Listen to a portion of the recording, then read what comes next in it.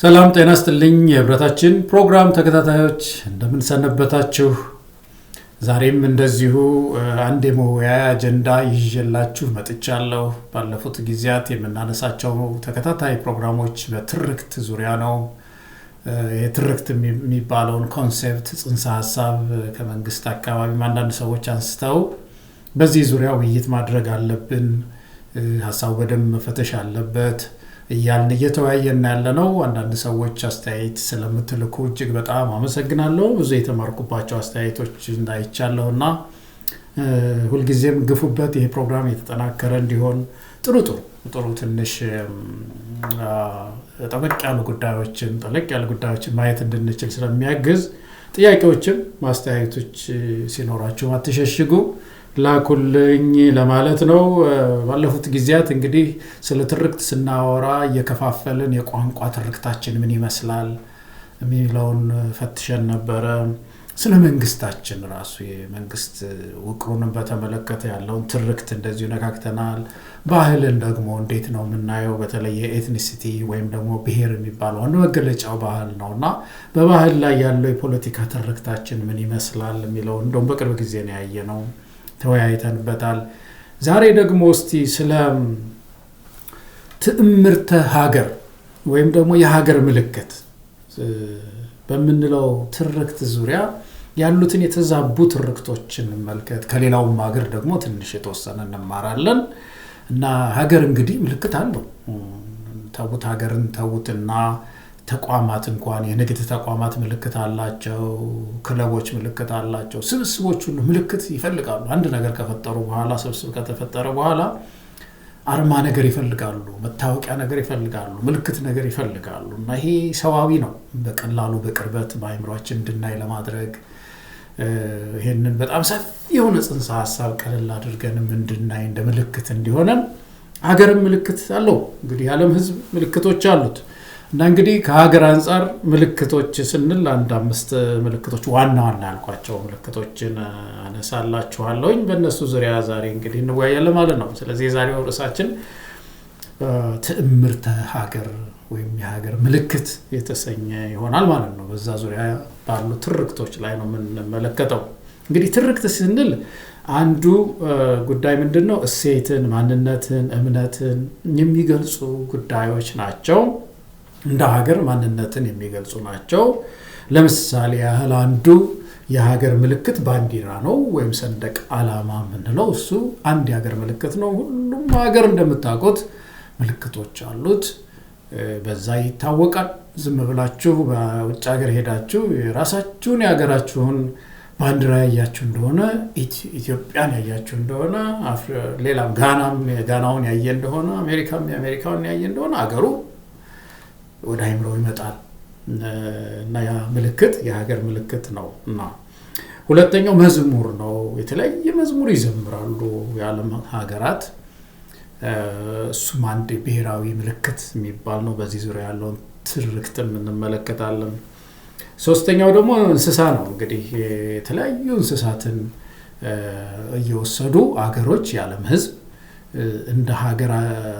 እንደየሀገሩ ፍልስፍና እንደየሀገሩ በኋላ መጣበታለሁ አሳያቸዋለሁ የተወሰኑ ሀገሮችን እንስሳት ምልክት ምሳሌ እንዲሆነ የመረጥኳቸውን ምልክት ያደርጓቸዋል ማለት ነው። ለጥንካሬ፣ ለህብረት ወዘተርፈ እንደ ምልክት እንስሳም ምልክት ያደርጋሉ።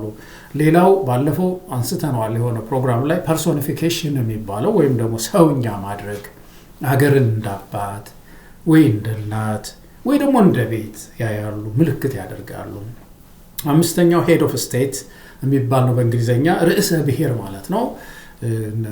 ንጉስ ያላቸው ንጉሳቸውን ምልክት ያደርጋሉ። ንጉስ የሌላቸው ደግሞ ሌላ ርዕሰ ብሔር እንደ ርዕሰ ብሔር በፖለቲካ ውቅራቸው ውስጥ ርዕሰ ብሔር ካለ ያ ርዕሰ ብሔሩ እንደ ምልክት ይሆናል ማለት ነው። አንዳንድ ሀገሮች ደግሞ ይሄኛውንም የተውትም አሉ ማለት ነው። እና በአጠቃላይ በእነዚህ በ5 የምልክት አይነቶች ዙሪያ ኢትዮጵያ ውስጥ ያለው ትርክት ምን ይመስላል የሚለውን ፈተሽ እንድናደርግ ነው ይሄን የመረጥኩት ዛሬ።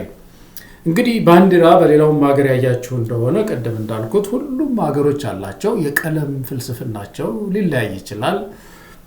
ነገር ግን የተለያዩ ቀለሞችን አድርገው ባንዲራ ይመርጣሉ። በዛ ስር ይሰባሰባሉ።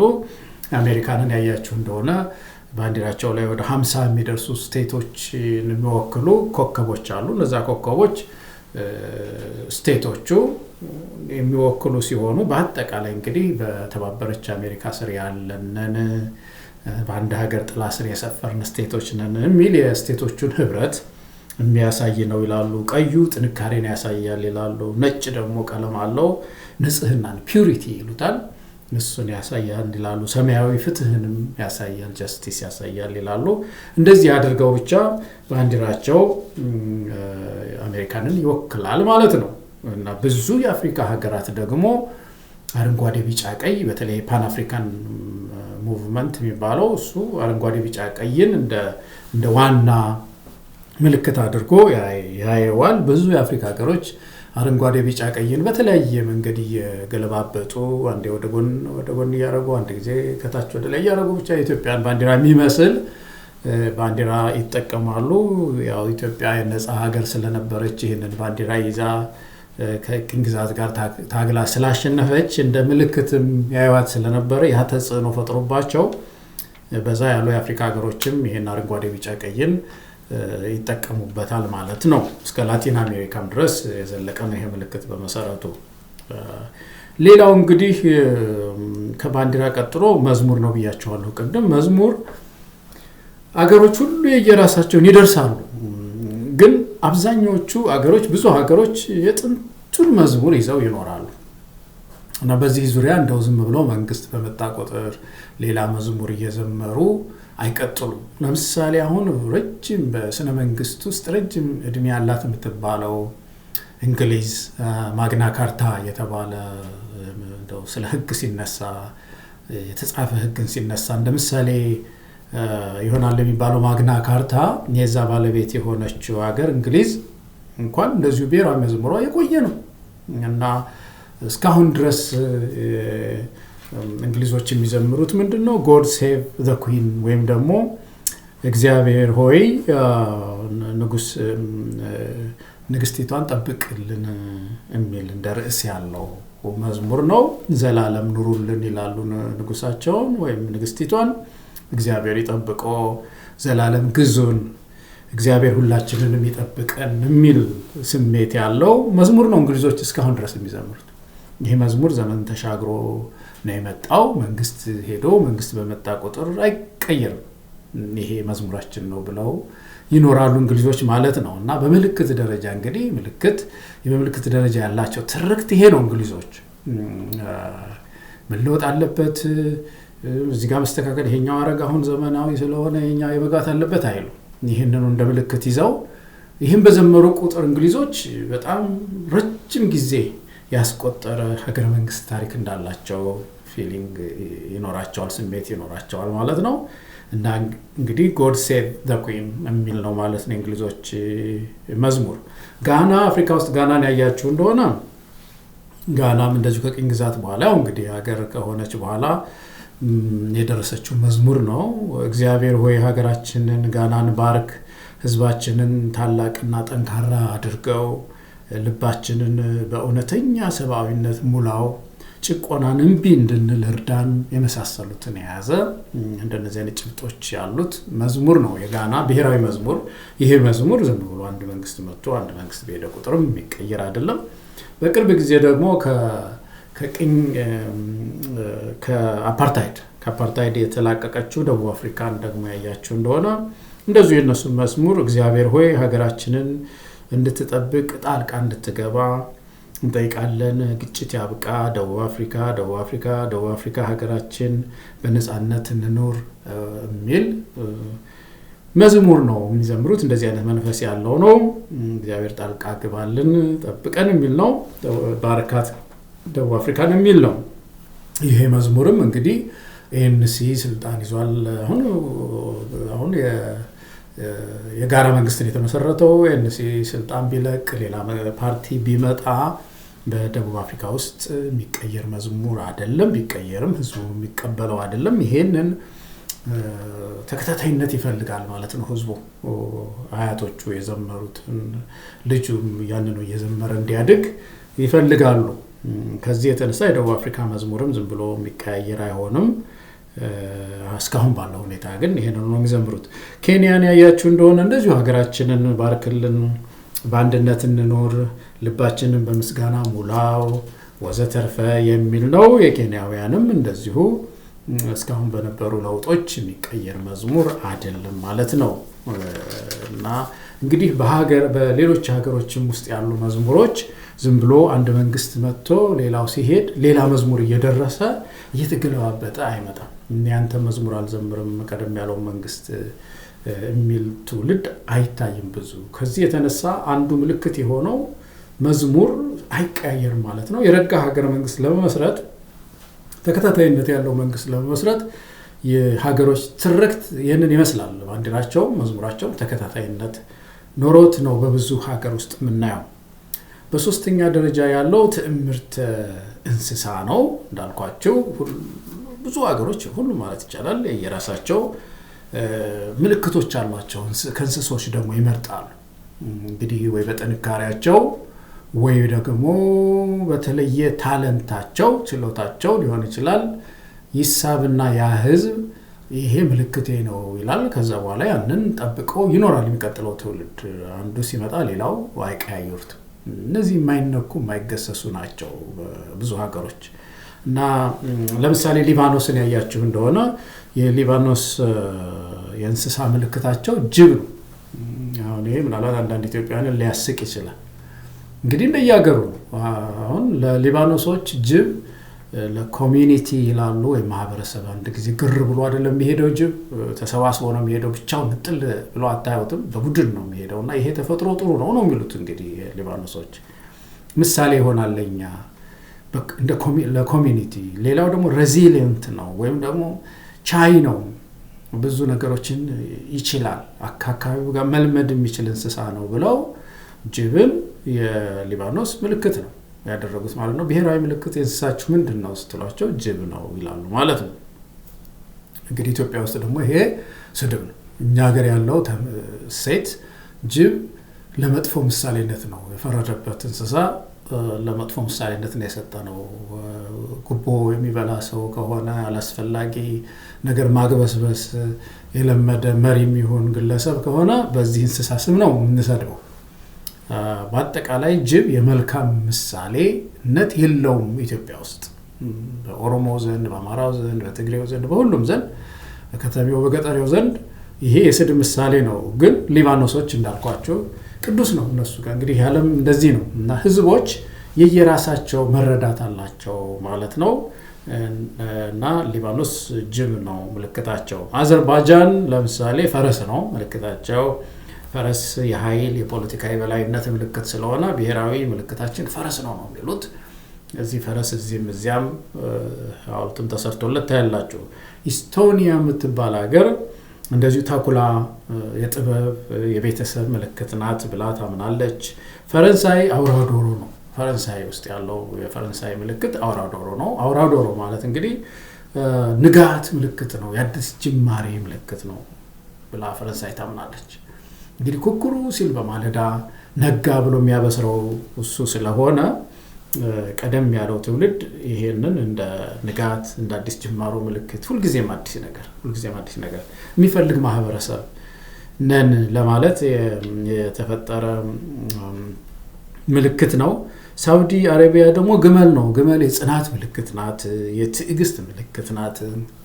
በረሃውን ሁሉ ፀሐዩን ሁሉ ታግሳ በጽናት ደግሞ የታወቀች ናትና እሷ ምልክታችን ናት ይላሉ። ታንዛኒያ ደግሞ እንደዚሁ ቀጭኔ ጸጋ አላት፣ ግሬስ አላት፣ የመቋቋም አቅም አላት ብለው ያምናሉ። ስለዚህ ቀጭኔ ምልክታችን ናት ብለዋል። እንደ እንግሊዝ እና ሌሎች ሀገሮች ደግሞ አንበሳን ይላሉ። አንበሳ ደግሞ የእንስሳት ሁሉ ንጉስ ነው፣ የጥንካሬ የጽናት ምልክት ነው። አይፈራም፣ ጀግና ነው። ስለዚህ አንበሳ ነው ምልክታችን ደግሞ የሚሉ ሀገሮች አሉ ማለት ነው። ግን ይሄ ምልክት ዝም ብሎ አንድ መንግስት መጥቶ ሌላው ሲመጣ ሌላው በሄደ ቁጥር የሚቀያየር ግን አይደለም። እንደ ሀገር ይሄ ምልክታቸው ጸንቶ ይቆያል፣ ያሰባስባቸዋል ማለት ነው። ሌላው ምልክት ሰውኛ ቅድም ነካ ያደረኩት ሰውኛ ነው። እንደ ጀርመን ለምሳሌ አገራቸው እንደ ሰው ሲያዩት ጀርመን እንደ ሰው ሲያዩት እንደ አባት ነው የሚያዩት። ህንድ ደግሞ እንደ እናት ያዩዋታል የህንድ ሰዎች። ምን ማለት ነው እንግዲህ በዚህ ዓለም ላይ በሰዎች መካከል ያለ የመጨረሻው ቅርርብ በልጅና በወላጅ መካከል ነው መቼም ከዛ የቀረበ ዝምድና የለም። የመጨረሻው ዝምድና በወላጅና በልጅ መካከል ነው። በአባትና በልጅ ወይ በእናትና በልጅ መካከል ነው። ስለዚህ በዛ ደረጃ ዜጎች አገራቸው ጋር ቅርበት እንዲኖራቸው ይሄ ሪሌሽንሺፕ ወይም ይሄ ዝምድና አለን ብለው እንዲያምኑ ስለሚፈልጉ አባት ሀገር እናት ሀገር ይላሉ። ኢትዮጵያ ውስጥ እናት ሀገር ነበር የነበረው እንግዲህ እናነሳዋለን በኋላ። ግን አገሮች እንደዚህ አንዳንዶች ደግሞ ሆም ቤታችን ናት ሀገራችንም የሚሉም አሉ። አምስተኛው ሄድ ኦፍ ስቴት እንግዲህ የሚባል አለ። ሄድ ኦፍ ስቴት ማለት ደግሞ እንግዲህ የርዕሰ ብሔር ማለት ነው። እሱም እንደ ምልክት ነው የሚታየው። የፖለቲካ ስልጣን ያለው አካል አይደለም። ለምሳሌ እንግሊዞች፣ ካናዳ፣ አውስትራሊያ እነዚህ ሀገሮች አሁን ንግስት ኤልሳቤጥ በነበሩ ጊዜ ንግስቲቱ ነበሩ። አሁን ደግሞ ንጉስ ቻርልስ ይመስሉኛል እሳቸው እንደዚሁ የነዚህ ሀገሮች የካናዳም የአውስትራሊያም የእንግሊዝም ንጉስ ናቸው። ምልክት ማለት ነው። ምልክታቸው ናቸው። የአንድነታቸው የህብረታቸው ካልቸራቸው ወደ ኋላ ሜሞሪስ አላቸው እና የዛ ምልክታቸው ሆነው ይኖራሉ። ዴንማርክም ቤልጂየም እንደ ጃፓን የመሳሰሉ ንግስትና ንጉስ አላቸው። ስለዚህ እነዚህ ንጉስና ንግስት የስቴቱ ወይም ደግሞ የአገሩ ምልክት ሆነው ይኖራሉ ማለት ነው። እንግዲህ አንዳንድ ሀገሮች ደግሞ ፕሬዚደንሻል ሲስተም ሳይሆን ፓርላሜንታሪ ሲስተም ወይም ደግሞ የፓርላመንት ስርዓት ይኖራቸውና ፕሬዚደንቱ እንደ ምልክት ይሆናሉ ብለው የሚያምኑበትም የተለያዩ አንዳንድ ሀገሮችም አሉ። በአጠቃላይ ግን እነዚህ የምናነሳቸው ምልክቶች ግን ቀላል አይደሉም። ከባድ የፖለቲካ መልእክት አላቸው። ለሂቃን በእነዚህ ምልክቶች ዙሪያ ግጭት ከፈጠሩ የተለያየ ትርክት እየፈጠሩ የሚናቆሩ ከሆነ አለመረጋጋትን፣ አለመከታተልን አለመከታተል ማለትም አለመቀጣጠልን የታሪክ አለመቀጣጠል የሀገር አለመቀጣጠልን ያመጣል። እየቀጠለ እንዳይሄድ እንዲቆራረጥ የታሪክ መቆራረጥ ያመጣል እና ይሄ ደግሞ ዞሮ ዞሮ አለመረጋጋትን በተለይ በህብረተሰብ ውስጥ መከፋፈልንም ያመጣል እና ወደ ሀገራችን እንደውስጥ የበለጠ ጠለቅ ብለን ትንሽ እንወያይ በእነዚህ ትርክቶች ዙሪያና ትዕምርቶቻችን ምልክቶቻችንን አሁን ባንዲራን ያየን እንደሆነ ባንዲራ በብዙ ሀገሮች እንዳልኳችሁ ተከታታይነት ቢኖረውም ኢትዮጵያ ውስጥ ግን አልረጋም። ይሄ ምልክታችን አልረጋም። አሁን ቀደም ያለው አረንጓዴ ቢጫ ቀይ ነው። አፄ ኃይለ ሥላሴም ይዙት የነበረ ነው። በአፄ ምኒልክ ጊዜ በአድዋም የዘመተ ባንዲራ ነው። ሚዚየም ብትሄዱ እንጦጦ አካባቢ ብትሄዱ አፄ ምኒልክ ይዘዋት የሄዷት ባንዲራ አለች። እስካሁን ድረስ በህይወት አለች፣ ተለጥፋ ቁጭ ብላለች። አረንጓዴ ቢጫ ቀይ ናት። ግን ይሄኛው ትውልድ ደግሞ እየጣላት መጣ። ይህንን ጥሎ አሁን ባለፈው አድዋ ሲከበር ትግራይ ውስጥ ህወሓት የያዘው የራሱን የህወሓትን አርማ ነበር። ያችን ባንዲራ የለችም። እንደ ስቴት የሚያያችሁ እንደሆነ እንደ ሀገር ደግሞ እንደዚሁ አረንጓዴ ቢጫ ቀይ በሚለው ላይ ህወሓት ሲመጣ ሌላ ምልክት አኖረበት። ያ ምልክት ደግሞ ይዞ ቆየና ስልጣን ላይ በነበረ ጊዜ ባንዲራችን ሲላው ነበር። ሁላችሁም ካልያዛችሁ እያለ ሲያስር ነበር፣ ሰዎችን ሲሟገት ነበር። ከማዕከላዊ ስልጣን ፈቀቅ አለ ሲባል ደግሞ አሁን እሱን አሊዝም ያንን ባንዲራ አሊዝም ብሎ አኩርፎ ጥሎታል እስካሁን ድረስ እንደምታውቁት። በሌላ በኩል ደግሞ በኦህዴድ አካባቢ የነበሩ ሰዎች ህወሓት በፊት ይዘው የነበረው ይሄ መካከሉ ላይ ኮከብ ነገር ያለው ባንዲራ እሱን አንይዝም ሲሉ ነበር። አሁን ስልጣን ላይ ሲወጡ ደግሞ እሱን መያዝ ጀምረዋል። በአማራው አካባቢ ያያችሁ እንደሆነ ደግሞ ይህንን አሊዝም ብሎ ያኛውን አረንጓዴ ቢጫ ቀዩን ብቻ ነው የሚይዘው ብሎ ደግሞ እሱ ላይ ነው ያለው እና በአጠቃላይ እንደ ሀገር ሊያሰባስቡን ከሚችሉት አንድ በጣም ዋና ምልክቶች መካከል ያለው የፖለቲካ ትርክት እጅግ በጣም ያሳዝናል። በሀገር ደረጃ በብዙ ነገር ልንለያይ እንችላለን፣ ግን እንደዚህ አይነት ምልክቶችን በሙሉ እያጠፋን አንድ መንግስት በሄደ ቁጥር የሆነ ነገር ባንዲራ ላይ መጨመር እንደዚህ አይነት ልማድ ሀገራዊ ያለመረጋጋትን ያመጣል። ህዝቡን ምልክት እናሳጣዋለን። ኢትዮጵያን ምልክት እናሳጣታለን። በዩናይትድ ኔሽንስ ላይ ዛሬም ባንዲራዋ ኢትዮጵያ ቀይራለችና ሌላ ባንዲራ ቀይሩ የተባለ እንደገና ሌላ ባንዲራ እናሰቅላለን። ዓለምም አይለምደው። ከዚህ የተነሳ በዚህ በባንዲራ አካባቢ ያለን አለመረጋጋት ትርክቶቻችን እጅግ በጣም አሳሳቢ ናቸው። አንዱ ምንድነው የሚሉት አሁን አንድ ጊዜ ያየሁት ነገር ያዳመጥኩት ነገር አንድ ፓርቲ አባል ናቸው፣ ቀጀላ የሚባሉት ናቸው። እሳቸው ኦነግ ፖለቲከኛው ማለት ነው። እሳቸው ስለ ባንዲራ ሲናገሩ ባንዲራውን የማንቀበለው በተለይ አንዱ ቀለም ቢጫ ነው፣ እንደምታውቁት አረንጓዴ ቢጫ ቀይ አይደለም፣ ቢጫ አለ እና ያ ቢጫው የኦርቶዶክስ ነው በታሪክ አሉ።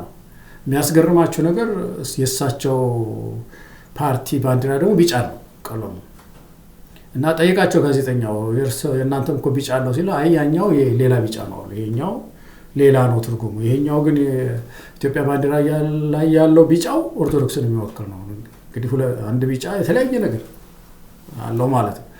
እና እንደዚህ እያደረግን በትርክት የተለያዩ ትርክቶችን እያመጣን ባንዲራችንን እያራከስን ህብረተሰቡ በአንድ ምልክት ስር እንኳን እንዳይሰባሰብ ባንዲራውን አቅፎ አገሩን እንዳያከብር እንዳይወድ ያለው ከሀገሩ ጋር ያለው አታችመንት ከሀገሩ ጋር ያለው መጣበቅ እየተጠናከረ እንዳይሄድ እንደዚህ አይነት ትርክቶች በባንዲራ ዙሪያ ያንዣብባሉ እና ይሄ በለውጥ ጊዜ መስተካከል መቻል አለበት። በባንዲራ ቢያንስ እንኳን ልንለያይ አይገባም። በተለይ ኢትዮጵያ እንዳልኳችሁ አድዋ ላይ የዘመተችበት ባንዲራ እንደው ሊያሰባስበን በቂ እኮ ነው። ኦሮሞ የለ፣ አማራ የለ፣ ትግሬ የለ፣ ከምባታ የለ፣ ሀዲያ የለ፣ ሁሉም አንድ ባንዲራ ነው ይዘው ሄዳን ጊዜ እና ያንን እንኳን በመያዝ ጥሩ ዳራ ያለን ህዝቦች በዚህ በባንዲራ ላይ ያለን ትርክት እጅግ በጣም አፍራሽ ነው እና እንደዚህ አይነት አደጋ ውስጥ ወድቋል። መዝሙራችንን በተመለከተ የመጣ መንግስት በቃ የራሱ መዝሙር ነው የሚደርሰው። አምባጺ ኃይለ ሥላሴ ጊዜ ገርማቸዋል። ኢትዮጵያ ሆይ ደስ ይበልሽ፣ በአምላክሽ ኃይል በንጉስሽ ተባብረዋል አርበኞችሽ፣ አይነካም ከቶ ነፃነትሽ፣ ድል አድራጊው ንጉሳችን ይኑርልን ለክብራችን ወዘተርፈ የሚል ነበር። አሁን እንግሊዞች ቀደም ነገርኳችሁ ንግስቲቱን ጠብቃት እግዚአብሔር ሆይ ንግስቲቱን ጠብቃት የሚል መዝሙር ነው እስከዛሬ የሚዘምር። እኛ ይሄ ቀረ። በደርግ ጊዜ ይሄ በቃ አይቻልም ብሎ ደርግ ሰረዘና ሌላ መዝሙር ጻፈ። ኢትዮጵያ ቅደሚ በህብረተሰባዊነት አብቢ ለምልም የሚል ጀግኖች ልጆችሽ የሚል መዝሙር ደረሰ አዲስ ነው። ያ ደግሞ ዘመን ጨለመበት። ኢህአዴግ ሲመጣ በ83 ዓመተ ምህረት ይሄ አያስፈልግም ብሎ ወደዛ ቀዳዶ ጣለና የዜግነት ክብር በኢትዮጵያችን ጸንቶ የሚል አዲስ መዝሙር ደግሞ ይዞ መጣ። ህወሓት ነው በዋናነት ይሄ መዝሙር እንዲደረስ ያደረገው። ዛሬ ያን መዝሙር ህወሓት አይዘምሩ ተመልከቱና በመዝሙር ዙሪያ እንደው ከፖለቲካ ቀውሶች ጋር እያገናኘን ማኩረፍ፣ እንደዚህ በባንዲራ ላይ ማኩረፍ፣ ለውጥ ሲመጣ በመዝሙር ላይ ማኩረፍ፣ አዲስ መዝሙር መጻፍ፣ አዲስ ባንዲራ መስራት፣ ይሄ በጣም በእውነት ለሀገር ያለንን አስተሳሰብ የሚያሳይ ነው እና ወደፊት ልንታገለው የሚገባ ትግሎቻችን ሁሉ ከዚህ በመለስ ከምልክቶቻችን ከማይለወጡ ምልክቶቻችን በታች መሆን አለበት። ያለው ልዩነት በፖሊሲ እንጋጨሽ እንዴት በባንዲራ እንጋጫለን ነገር ልጆች ሆነ እና ይሄ መጥፎ የሆነ ተረክ ነው፣ ፖለቲካ ተረክ ነው እና እሱ መለወጥ አለበት። ሌላ ደግሞ አንድ ዋና ምልክት አለ። ቀደም እንዳልኳችሁ ሀገሮች ሁሉ የራሳቸው እንስሳ ምልክት አላቸው። ኢትዮጵያም የታወቀ ምልክት ነው የነበራት ለረጅም ዘመን። እንደውም ብላክ ላዮንስ ነው የምንባለው፣ ጥቁር አንበሶች ነው የምንባለው። የዛ ምልክት ባለቤት ነው። እንደውም ሌላው ሀገር አንበሳ ምልክቱ ያልሆነ ይመስል አንበሳ ሲባል ከኢትዮጵያ ጋር ጥቁር አንበሳ ጋር የተያያዘ ነበር እና ያ ጉዳይም ቀን ጨልሞበት በዚህ ጉዳይ ንትርክ ውስጥ ነው ያለነው ዛሬ። በጣም አመለኛ የሆነ ፖለቲከኞች ገብተን ፖለቲካ ውስጥ እያመስ ነው እነዚህን ምልክቶቻችን ሁሉ ያረከስን ህብረተሰቡን የሚሰባሰብበት ነገር እያሳጣ ነው ያለነው። በብሔሮች ውስጥ ለምሳሌ አንበሳን በተመለከተ አንበሳ ያለው ቫልዩ ከፍ ያለ ነው። በኦሮሞ ውስጥ ሌንጮ የሚባለው ስም የብዙ የኦሮሞ ታጋዮች ስም ሌንጮ ነው። ሌንጮ ባቲ፣ ሌንጮ ለታ ምን ሲባል እንሰማለን። ሌንጮ ማለት አንበሳ ነው አሉ። ትልቅ ነገር ነው። የኦሮሞ ህዝብ ለአንበሳ ትልቅ ክብር አለው። አንበሳን የጥንካሬ ምልክት ያደርገዋል። አስተማሪው ጥሩ አድርጎ ሲያስተምር አንበሳ ነው ይለዋል። ሯጩ ጥሩ አድርጎ ሲሮጥ አንበሳ ይለዋል። አባት ልጁ ጥሩ አድርጎ ሲሰራ ሲያየው አንበሳ የኔ ልጅ ይላል። በቃ ሴቷን አንበሲት እንላለን።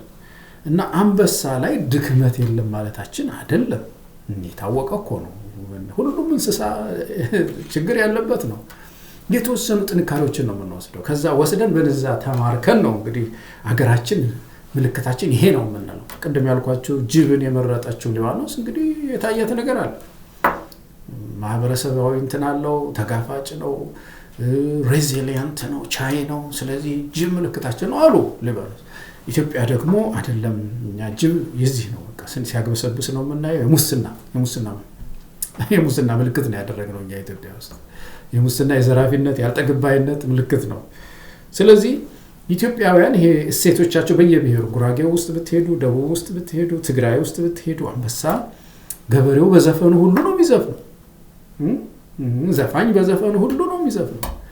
ስለዚህ ይሄ ምልክታችን ገበሬው አገላብጦ እንዲያርስ፣ አስተማሪው አገላብጦ እንዲያስተምር፣ ሐኪሙ እንደዛ እንዲያደርግ፣ ሯጩ ሮጦ እንዲያሸንፍ አንበሳ የሚለው ምልክት ይዘን መኖር ሲገባን ይሄ አንበሳ የሚለው ምልክት ከለውጥ ጋር እየተያያዘ ለውጥ በመጣ ቁጥር እየረከሰ ሲመጣ ታያላችሁ። ከዛ እንግዲህ ይሄ አንዱ ነው በህብረተሰቡ ውስጥ ያለው እሴት ነው። ሁለተኛው ደግሞ ኢትዮጵያ ውስጥ እንደ ሀገር የቆየው የሶሎሞኒክ ዳይናስቲ ወይም የሶሎሞን ስርወ መንግስት ለረጅም ጊዜ ምልክቱ አድርጎት የቆየው አንበሳ ነው። ሞ አንበሳ ዘእምነገደ ይሁዳ ማለት ሞአ ማለት በግዕዝ አሸናፊ ማለት ነው። አሸናፊው የይሁዳ ንጉስ እንደማለት ነው። እንግዲህ በኢትዮጵያ ታሪክ ውስጥ ኢትዮጵያን ለዚህ ዘመናዊ ሆነን ለምን ለዛሬዎቹ ትውልዶች እዚህ ያደረሰው ያስተዳደር የሶሎሞኒክ ዳይናስቲ ነው። የሰሎሞን ስርወ መንግስት ነው። እና ወደ ኋላ ታሪካችን ረጅም ዓመት ነው የቆየው ይሄ ምልክት። እና ይሄንን ምልክት መጠበቅ፣ ታሪካችን አድርጎ ማየት በወቅቱ ምንድነው ማያቅፈው ማህበረሰብ ነበር እንዴ? ሌላው ሀገር አሁን የአሜሪካ ህገ መንግስት ስንት 200 ምናምን ዓመት እድሜ ያለው የሚባለው ነገር እኮ በውስጡ እኮ ከ100 ዓመት በፊት የነበሩትን አንቀጾች ብታዩ እኮ ያስደነግጣቸዋል።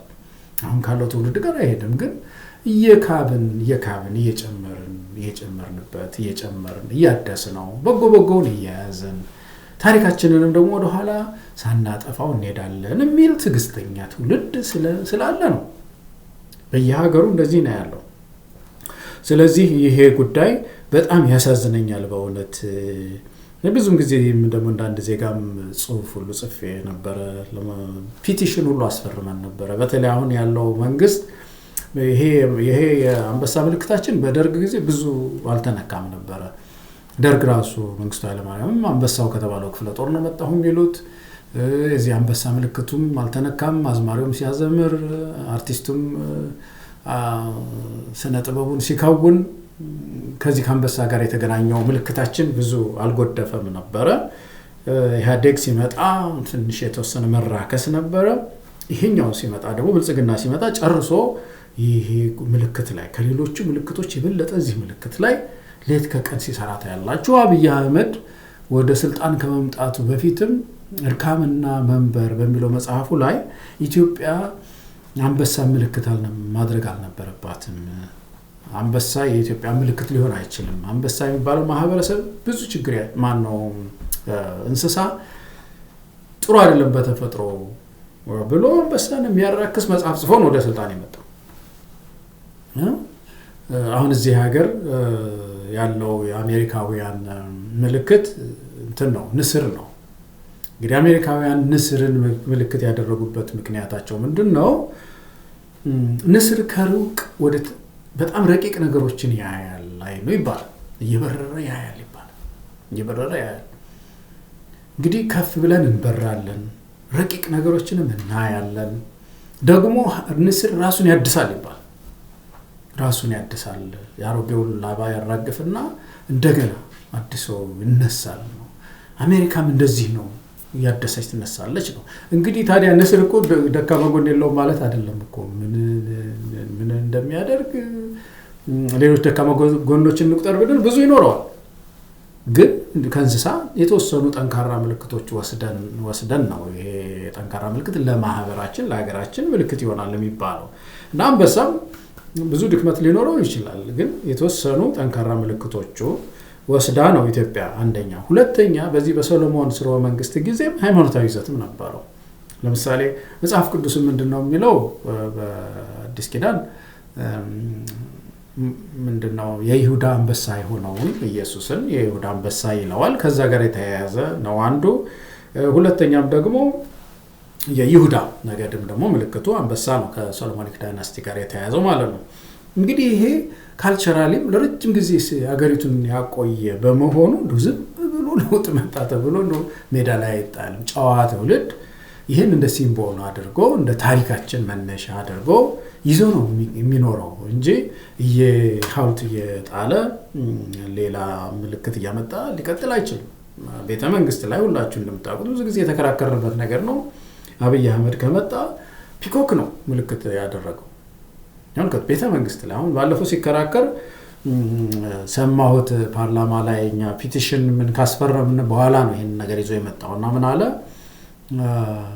በየቅርጻ ቅርጾቹ ላይ በአፄ ምኒልክም ዘመን ፒኮክ ነበረች፣ ያንን ስላየን ነው እዚህ ቤተ መንግስት ፒኮኩን ያደረግነው አለ።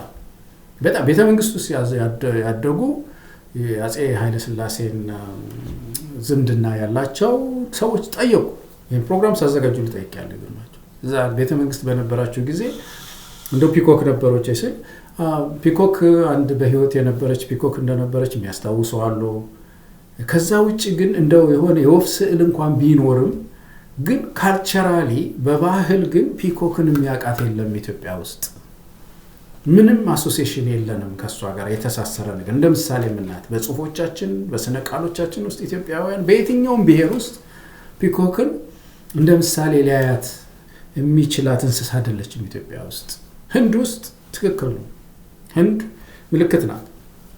ከዛ ባሻገር ደግሞ እንደዚህ በጥንት ይሄ ጥንት ፐርሺያ የሚባለው አካባቢ በጥንት ጊዜ ፐርሺያ የሚባለው ሀገር ውስጥ ዞሮ አስትሪያንስ የሚባሉ ሃይማኖተኞች ነበሩና አንድ አምላክ ብቻ ነው ያለው የሚል እምነት ከሺህ ዓመታት በፊት የተነሳ አንድ እምነት ነበር። እዛ ውስጥ አንድ አምላክ አሁን ትሪኒቲን ማለትም አብ ወልድ መንፈስ ቅዱስ የሚለውንም ማይቀበል ማለት ነው። በአጠቃላይ አንድ ነው ያለው የዚህ ዓለም ፈጣሪ አንድ ብቻ ነው የሚል አይነት አስተምህሮ ይዞ የተነሳ እምነት ነበርና የነሱ ያ ምልክት አሁን የተወሰኑ አሉ በቁጥር ይባላል በአለም ላይ ቁጥራቸው ተመናምኗል። የነሱ ምልክት ነው የዛ እምነት ተከታዮች ምልክት ነው፣ የታወቀ ነው። ፒኮክ አሁን ኢንተርኔትም ውስጥ ብትገቡ ታገኙታላችሁ። ከዛ ውጪ ግን በምልክትነቷ እቺ ፒኮክ አትታወቅም። በተለይ በኢትዮጵያ ውስጥ እንዳልኳችሁ ኢትዮጵያ ውስጥ ፒኮክ የሚለው የምትባል እንስሳ በባህላችን ወይም ከባህላችን ጋር የተያያዘ ዝምድና ምንም የላት እና እንዴት አድርጎ ይህችን ምልክት አድርጎ እንዳስቀመጣት ቤተ መንግስት ላይ በጣም ያሳዝናል በእውነት። ስለዚህ ኢትዮጵያውያን ይሄ እሴታችን መጠበቅ አለበት። ስሜታቸውን ሁሉ እኮ ይሰብራል እኮ ኢትዮጵያውያን። አንበሳ ነኝ የሚል ህዝብ ሯጩ ሮጦ አንበሳ ነው እንዳይል ይህንን ስሜት የማራከስ የመስበር ስራ ነው የተሰራው እና ይሄ ጉዳይ ሲሪየስ የሆነ የትርክት ለውጥ ከምልክቱ ጀርባ ያለው ቅድም ያልኳችሁ ከዚህ ከሶሎሞኒክ ዳይናስቲ ጀርባ የነበረው የኢትዮጵያን ሂውጅ ታሪክ ትልቅ ታሪክ ሁሉ መካድ ነው። በዛ ላይ መሳለቅ መቀለድ ማለት ነው፣ በአንበሳ ላይ መቀለድ። ስለዚህ ኢትዮጵያ ይሄ የእንስሳ ምልክታችን እንደ ቀልድ ማየት የለብንም። ከዛ ጀርባ ያለውን ረጅሙን ግዙፉን ታሪክ ነው ማየት ያለብን። ያ ምልክት የተሸከመውን ታሪክ ነው ማየት ያለብን። የትርክት ለውጡ የተፈለገው አሁንም ያንን ታሪክ ማንቋሸሽ ነው እንጂ በዚህ እንስሳው ጋር የተገናኘ ነገር አይደለም። አንበሳ እንስሳ ነው፣ ከዛ እንስሳ ጋር የተገናኘ ነገር አይደለምና ኢትዮጵያውያን አንበሶች ነን፣ ጥቁር አንበሶች ነን። ይሄ ናሽናል ብሔራዊ ምልክታችን ነው። በሁሉም ብሔሮች ቅድም እንዳልኳችሁ መልካም ምሳሌነት ያለው ነው። ይህንኑ ምልክታችንን ማጽናት ያለውንም ሐውልት በጥንቃቄ መያዝ ነው። አዲስ አበባ በነበርንበት ጊዜ በጣም የሚያስገርማችሁ ነገር እዛ ለገሃር አካባቢ ያለው የአንበሳ ሐውልቱ እሱ የቆሻሻ መጣያ ሆኖ ነበር። በቃ ታሪኩን ለማርከስ እኮ ተብሎ እኮ ፒኮክ ቤተመንግስት ቦታ አግኝታ ያ እንግዲህ የቆሻሻ መጣያ ሆኖ ነበር። ልናጸዳ ሄደን ያው አንዳንዶቻቸው ታውቃላችሁ አዲስ አበባ ያላችሁ ታስረን ሆኖ ነበር አንድ ቀን ለምን ታጸዳላችሁ ተብለ እና አሁን እንግዲህ ከብዙ ትግል በኋላ የተወሰነ ለውጥ ያለ ይመስለኛል። ግን በአጠቃላይ አንበሳ ጠል የሆነ መንግስት ነው። ይሄ አንበሳ የሚጠላው ዝም ብሎ እንስሳውን አይደለም የሚጠላው፣ ምልክቱን ነው የሚጠላው። ከኋላ ያለው ትርክት ነው የሚጠላው፣ ተረኩን ነው የሚጠላው፣ ናሬቲቭን ነው የሚጠላው። ኢትዮጵያውያን ደግሞ ሀገራችን ታላቅ ናት ስንል እነዚህ ምልክቶቻችንንም በማክበር መሆን አለበት። ሌላው ከዚህ ከአንበሳው ምልክት ባሻገር ሌላው ምልክት እንግዲህ ደግሞ ቅድም ብድግ ያደረኩላችሁ ፐርሶኒፊኬሽን ነው የሚባለው ወይም ደግሞ ሰውኛ ነው። ሀገርን ወይ እንደ እናት እንደ አባት ማየት ነው። እናት ሀገር ቀረ በቃ እናት ሀገር ደርግ እናት ሀገር ሲል ነበር የነበረው። ያ ጉዳይ መቅረት አለበት ተብሎ በኢህአዴግ ስሙን አሰቡ። አሁን ጨዋ ትውልድ ይህንን ይቀይራል። እስቲ መለስ ዜናዊ እናት ሀገራችን ሲል ሰምታችሁ ታውቃላችሁ? ከፍተኛ የኢህአዴግ ባለስልጣናት እናት ሀገሬ ሲል ሰምታችሁ ታውቃላችሁ? ያ ፀሐዬ ነው አይደለም የዘፈነው ማን እንደ እናት ማን እንደ ሀገር የሚለው ዘፈን ብዙ ኢትዮጵያውያን እያለቀሱ ይዘፍኑት እንደነበር አስታውሳለሁ። እንደዚህ አይነት አታችመንት እንደዚህ አይነት ግንኙነት ነው የሚያስፈልገው። እናት ሀገሬ እንዲል ነው ሐኪሙ እናት ሀገሬ እንዲል፣ አስተማሪው እናት ሀገሬ እንዲል፣ ወታደሩ እናት ሀገሬ እንዲል፣ በእናትና በልጅ መካከል ያለው የተፈጥሮ ግንኙነት ያክል ዝምድና በሀገርና በዜጎቹ መካከል እንዲፈጠር እኮ ነው የትርክት። ይህንን ማጠናከር ነው እንጂ እናት ሀገር የሚለውን ነገር ስሙ እንዳይነሳ ፖለቲከኞች አድርገው ስልጣን ላይ ቁጭ ያሉ ሰዎች መኖራቸው በጣም ይገርም። በጣም ወታደሩ ሲል አትሰሙ። ትላልቅ መኮንኖች፣ ኮሎኔሎች፣ ጀነራሎች እናት ሀገሬ ምናምን ሲሉ አትሰሙ። ስለዚህ ይሄ ጉዳይ እንትን ማድረግ አለበት። ጀርመን ውስጥ አባት ሀገር እንዳልኳችሁ፣ ህንድ ውስጥ እናት ሀገራችን ይላሉ። ሌሎች ሀገሮችም እንደዚሁ እናት ሀገር አባት ሀገር ይላሉ። እና ኢትዮጵያ በታሪክ እናት ሀገር ነው። በአፄ ኃይለሥላሴም ጊዜ እናት ሀገር ነው የምትባለው። በደርግ እናት ሀገር ነው። ኢህአዴግና ቀዘቀዘው፣ ይሄኛው ደግሞ ጨርሶ ገሎታል። እና ወደዚህ ክብሯ ወደ እናትነቷ መመለስ መቻል አለብን። ይህንን ቃል ልንለው እንዴት ልናፍር ይችላል? ያስገርማል። እንዴት ወታደር እናት ሀገር የሚለው ሊቆጥበው ሊሰበስበው ይህንን ቃል ይችላል? እና ገጣሚዎች ባካችሁ ይህን የወደቀ እሴት አትሱት። ይህን ትርክት ይሄ የተበላሸ ትርክት ነው ያበላሸውና የምትገጥሙ ደራሲያን ሆይ ድራማ፣ ስነ ጽሁፍ፣ አርት፣ ስዕል ያላችሁ ሰዓሊያን ሁሉ እናት ሀገር እያላችሁ ኢትዮጵያን እንደገና ይህን የእናት ሀገር የሚለውን ስም እንዲያንሰራራ እናድርገው። ሁላችንም እንበል እናት ሀገር። ይህንን ነው አንድ እንግዲህ በዚህ ሰዓት ማስተላለፍ የምፈልገው። ሌላው ጉዳይ አንዱ ምልክት ያልኳችሁ ነገር የርዕሰ ብሔር ጉዳይ ነው። ርዕሰ ብሔር እንግዲህ በኢትዮጵያ ታሪክ ውስጥ ለውጥ ሲመጣ እንግሊዞች በንጉስ በገዢዎቻቸው በንጉሶቻቸው ተማረሩና ይሄ ነገር ስልጣን በህዝብ እጅ መሆን አለበት የሚለውን ሪፐብሊክ የሚባለውን ጽንሰ ሐሳብ በመጀመሪያ ደረጃ የሪፐብሊክን ችቦ ያበራች ሀገር እንግሊዝ ናት። የመጀመሪያውን ችቦ ቀደም ያልኳችሁ የንጉሱ ስልጣን መገደብ አለበት ማግና ካርታ የሚለው ዶክመንት የመጣው ከዛም በኋላ የመጡ አስተሳሰቦች በሙሉ የንጉሱ ስልጣን መገደብ አለበት የሚል ነው እና ወደ ሪፐብሊክ የተሻገረች የመጀመሪያ ሀገር ናት። እቺ ሀገር ግን ልጆቹ በወቅቱ በጣም ጨዋ ናቸው። ይሄው መዝሙራቸውን እስካሁን ሳይቀይሩ ምልክት ይሁኑ ንግስት ሆይ እርሶ ምልክት ይሁኑ፣ የታሪካችን ምልክት። ታሪካችንን በሙሉ አጥፍተን አይደለም የምንሄደው። ወደ ሪፐብሊክ ስንሻገር ስልጣን ወደ ህዝቡ ስናዛውር ወደኛ ስናዛውር አገር የሚባለውን ነገር እዚህ ያደረሳችሁት እናንተ ናችሁ። ስለዚህ ምልክት ናችሁ ብለው እስካሁን ድረስ ንግስቲቱም ንግስት ኤልሳቤጥም እንደምታውቁት የእንግሊዝም ብቻ አይደለም የካናዳም የአውስትራሊያም እንዳልኳችሁ ምልክት ሆነው ይኖራሉ ማለት ነው። በጣም አደጉ የምትሏቸው ስካንዲኔቪያን ካንትሪስ እንደዛ ናቸው። ጃፓን ብትሄዱ እንደዛ። ጃፓን አሁን ጃፓን እንዴት ሰለጠነች ብለን ጽፈናል እኮ እኛ ሀገር ተጽፏል አይደለም? በከፍተኛ በስልጣኔ እዚህ የደረሰች ሀገር ጃፓን ንጉስ አላት። ምልክት ስለሚፈልጉ ነው። አዲሱ ትውልድ ወደ ዲሞክራሲ ሲያድግ ያንን አሻራውን በሙሉ አጥፍቶ አይደለም፣ ስላልተበደለ አይደለም። በዘውዳዊ ስርዓት ማንም ይበደላል። ከባድ በደል ነው የነበረው። ግን ያ በደል ደግሞ መቼም እንግዲህ በአንድ ሀገር ውስጥ ሳለ ዘመኑም ነው ያን ጊዜ የነበረው የሰው ልጅ እውቀት ደረጃውም የአስተዳደር ጥበቡም እውቀቱም የተወሰነ ነበረ።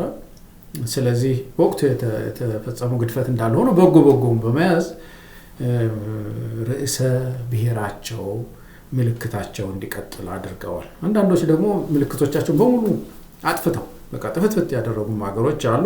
ኢትዮጵያ ውስጥ እንደዛ ነው የሆነው። እንግዲህ ለውጥ ሲመጣ ምልክታችን የሆነውን ዘውዳዊ ስርዓቱን እንደ ምልክት ማስቀመጥ ሲገባን፣ አንበሳ ምልክታችንን ማስቀመጥ ሲገባን ፍርስርሱና ያወጣ ነው። ይሄ ጉዳይ መሻሻል አለበት። ጣምራ ፌዴራሊዝም የሚለው ፕሬዘንቴሽን ላይ ያያችሁት ይመስለኛል። አንዱ መዋቅራችን ውስጥ ወደፊት ለውጥ ሲመጣ እንደገና ወደ ኋላ የምናስብበት የጽሞና ጊዜ ያስፈልገናል። ኢትዮጵያውያን እነዚህ ምልክቶቻችን ሁሉ እንዴት ነው ፈርምና ሲዛቸው የተበላሸውን ሁሉ እንደገና የሚታረመውን የትርክት ለውጥ ማረምበት በምልክት ደረጃ ማለት ነው ያስፈልገናልና ዘውዳችን አሁን የዘውድ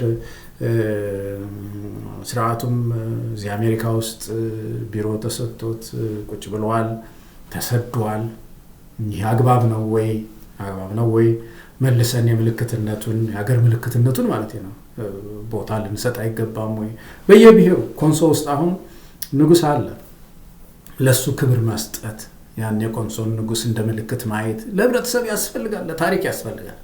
በየብሔሩ ያሉ ምልክቶች እነሱን ምልክቶች እንደገና ትንሳኤ እንዲያገኙ ማድረግ እንደ ሀገርም ያልኳችሁን ይሄንን ሶሎሞኒክ ዳይናስቲም ደግሞ እንደ ምልክት ማድረግ ለረጋ ሀገረ መንግስት ያግዘናል።